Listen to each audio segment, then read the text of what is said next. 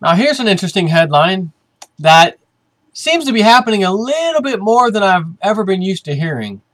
Every great once in a while, you'd hear a little computer glitch stopped ATMs from working for 2 hours today, and people couldn't withdraw money for an hour today. The wire system was down. And not everywhere, just a little blip here and there. Nothing real big ever came of it. And then we have this old masterpiece today. NatWest computer meltdown. Millions of customers unable to move or withdraw money that was paid into their accounts today, and more could be hit tomorrow, it says. Student Cora Lee Holmes, 21, stranded in Venice because her NatWest card is not working. Next one. Banks say they are experiencing technical issues, which means that a number of customer account balances have not been updated.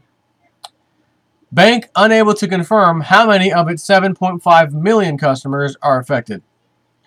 Bank admits the problem isn't fixed and customers expecting to be paid tonight could also be affected. NatWest says over 1,000 branches will stay open until 7 p.m. to help customers. NatWest said problem was not caused by hacking. Millions of NatWest and Royal Bank of Scotland customers have been hit by a technical fault. Technical fault? What is it, you playing tennis? Boom! Technical fault. What? I was inside the line! I was in the line! Technical fault. Banking without reserves. Technical fault. Penalty. Banking without reserves. you you like that. Banking without reserves. Technical fault. And then they pull up the law. Well, during Obamacare, there were some things slipped in there. One of them being we only need a percent of a percent of a percent of a percent.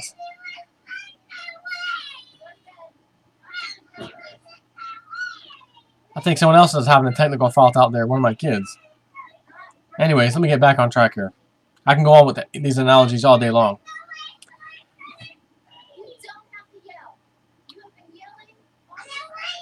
Tax credits and other payments did not go in overnight, and people were logging on to find their money had not arrived. One customer who was supposed to be buying his first house, a homeowner got screwed. It'd probably work out best for him if he did. He doesn't know what he's getting into. A customer who's supposed to be buying his first house with his pregnant wife will be forced to spend a night without gas or electricity in his old property because of the glitch. The banking group apologized to its customers for the problems, which began yesterday, and said it was working hard to fix them. But a spokesman admitted it was possible that the glitch could affect customers experiencing payments or expecting payments to be made into their accounts tonight. You guys are affected too.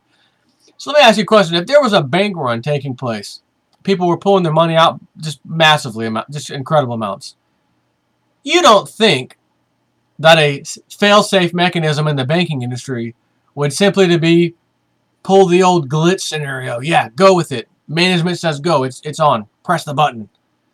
Glitch happened today. Glitch means no money coming in or going out. Sorry about your luck. That would be a real good way to cover up a bank run, wouldn't it?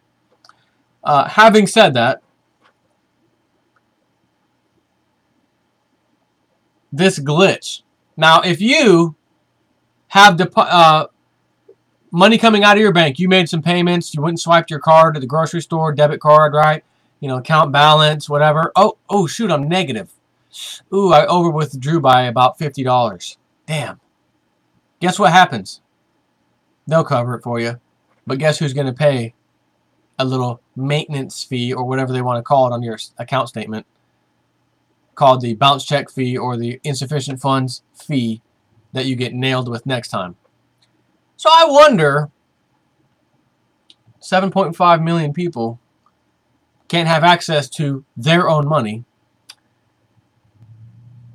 when they need it. And now you can imagine how many of those 7.5 million just bounced things or things didn't happen properly. And now other creditors out there are going to say, well, I don't care. Look, I know we all have problems, but your bank shutting down for a day or two is not my problem. You're late. You're getting hit with the late fee. You don't think that that person is going to have some sympathy and say, we understand you had a little problem with your bank. It was out of your control, so we're going to let you slide. Nah, because everybody loves that little late fee.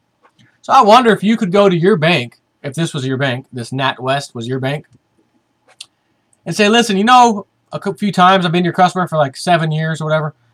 I don't know, maybe 2 or 3 times I had insufficient funds and you guys nailed me all 3 times pretty heavy duty. Yeah, okay. Yeah, listen, I'm going to have to nail you heavy duty today because I can't get anything out, and basically you've over withdrawn my money and I need it now. And as J.G. Wentworth would say, it's my money and I need it now. Got an annuity?